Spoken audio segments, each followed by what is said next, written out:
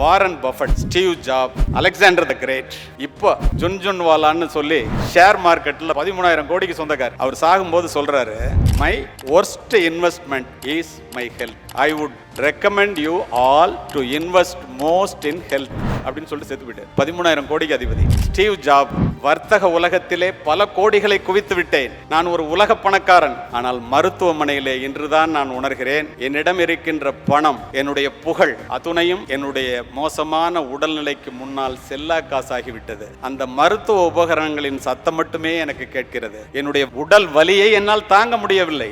எத்தனை கோடி கேட்டாலும் அதை நான் கொடுப்பதற்கு தயார். இந்த வலியை யாராவது எடுத்துக்கொள்ள வேண்டும் என்றால் நான் தவறு செய்து விட்டேன். பணத்தை விட மிக முக்கியமானது உடல் நலம்தான் என்பதை தயவு செய்து எல்லோரும் தெரிந்து கொள்ளுங்கள் என்று சொல்லிவிட்டு செத்து போனவன் உலக பணக்காரர்களிலே ஒருவன். இதெல்லாம் எதுக்கு சொல்றேன்னா, இப்போ உடல் நலம் வாழ்வினுடைய முதன்மையான செல்வமும் முதலான செல்வமும் உடல் நலமே. உடல் நலத்தினுடைய உயிர் கோட்பாடு உடற்பயிற்சி. ஒரு மனிதன் மனதை மட்டும் வளர்த்து கொண்டு உடலை வளர்க்காமலோ, உடலை மட்டும் வளர்த்து கொண்டு மனதை வளர்க்காமலோ இருந்தால் நண்பர்களே, அது ஒரு நிறைவேறாத வெற்றியாகத்தான் இருக்கும். ஒரு மனிதன் ஆளும் வளரணும், அறிவும் வளரணும், அதுதாண்டா உலகம். பட்டுக்கோட்டை கல்யாணம் சொல்லிட்டு போயிட்டாரு. அப்போ நம்ம இந்த உடலை வளர்த்துக்கணும் அப்படின்னா என்னது?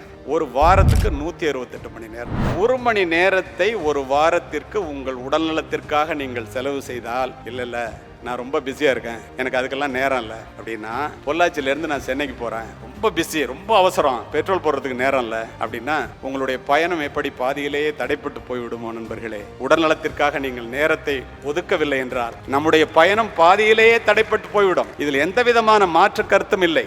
இதை புரிந்து கொள்ள வேண்டியது நாம் தான்.